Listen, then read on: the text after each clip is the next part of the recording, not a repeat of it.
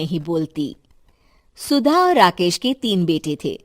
शादी के बाद तीनों माँ बाप से दूर रहते और सिर्फ त्योहारों में आते। माँ जी, पिताजी, अगली बार आप लोग हमारे घर आइएगा। अरे नहीं बहू, सब यहीं आ जाते हैं तो घर खिला खिला लगता है।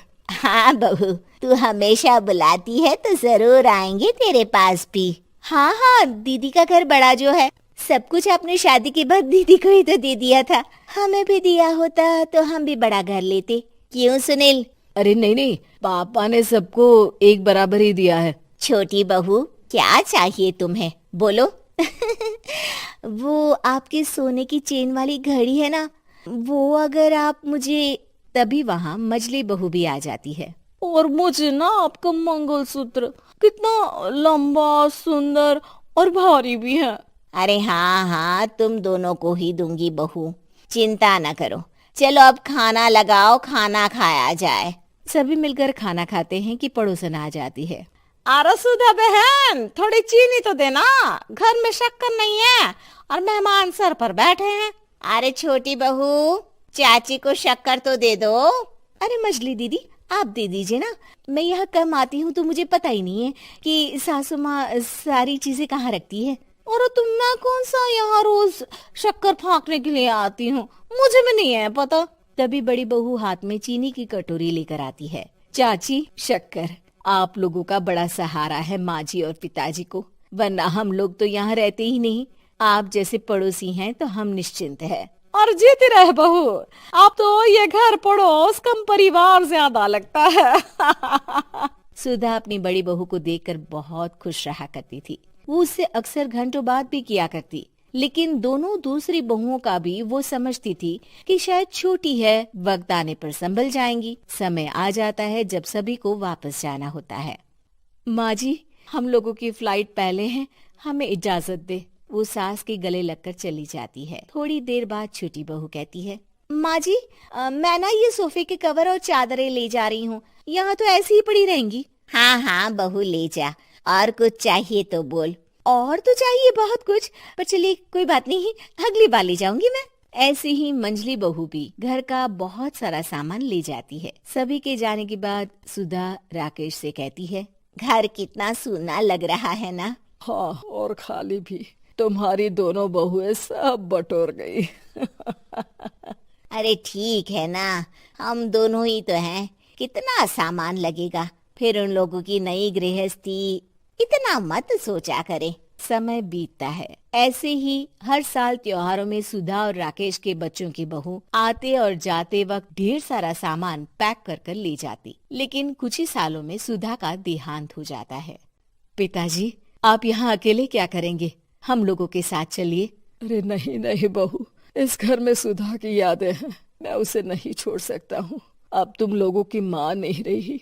देख लो, वैसे तो मैंने उसके जीते जी सब कुछ दे दिया है, लेकिन कुछ उसका पर्सनल कीमती सामान था, जो ये है, ले लो।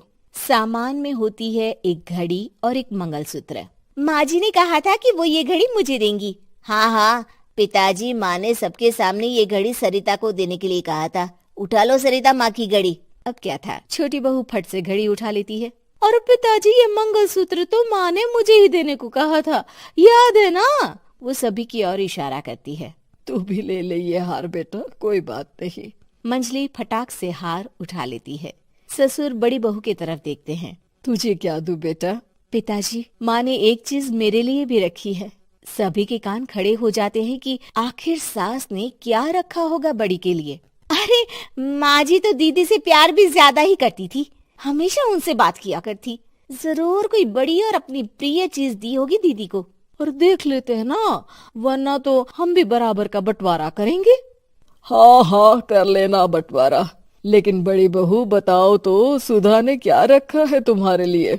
अभी तो हम लोग यही हैं पापा जी, जब जाने लगेंगे तो बता दूंगी। बड़ी बहू के मुंह से ये बात सुनकर बाकी दो बहुएं सोचने लगती हैं कि आखिर क्या है जो दीदी को सासू माँ देकर गई हैं। दीदी, ऐसा तो नहीं ना कि पूरे घर का आधा हिस्सा माँ बड़ी भाभी को देकर गई हो। तभी वहाँ ससुर आ जाते हैं। नहीं नहीं, ऐसा कुछ नहीं है।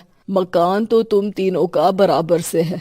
देखो, बड़ी बहू से तुम्हारी सास ज्यादा जुड़ी थी, न जाने क्यों घंटों बात किया करती थी। पता नहीं क्या देकर गई है उसे। और ससुर जी, आपको क्या पता, चालाकी से पूरे घर के पेपर में साइन करवा लिए हो, या फिर कोई छुपा गहना। आखिर मकान पूरा तो आपने सासू माँ के नाम ही कर रखा था ना। अब घर में ये सस्पेंस बन जाता है कि आखिर बड़ी बहू क्या लेकर जाएगी। फिर वो दिन भी आ जाता है जब बड़ी बहू के जाने का समय हो जाता है। बेटा, परसों तुम चली जाओगी, बताया नहीं माँ ने तुम्हें क्या दिया? घड़ी और हार जो बेशकीमती था और तुम्हारी सास को सबसे ज्यादा प्रिय था, उसका तो बंटवारा भी हो चुका है। अब तुम्हारी बारी। हाँ पिताजी, आज मैं ये बात बताने ही वाली थी। माँ ने मुझे उससे भी बेशकीमती चीज दी है, और वो है आप। आपसे अधिक प्रिय उन्हें कुछ नहीं था। माँ चाहती थी कि आप मेरे साथ रहें। चलिए पिताजी। बेटा, मेरे पास तो कोई पेंशन भी नहीं है और ना ही कोई प्रॉपर्टी। लेकिन आपके पास संस्कार है पिताजी, जो मेरे बच्चे आपसे लेंगे, तो आपको ले जाने पर स्वार्थ ही है मेरा। चलिए ना पापा। सभी के सामने पिताजी बड़ी बहू और बेटे के साथ उनके घर चले जाते हैं।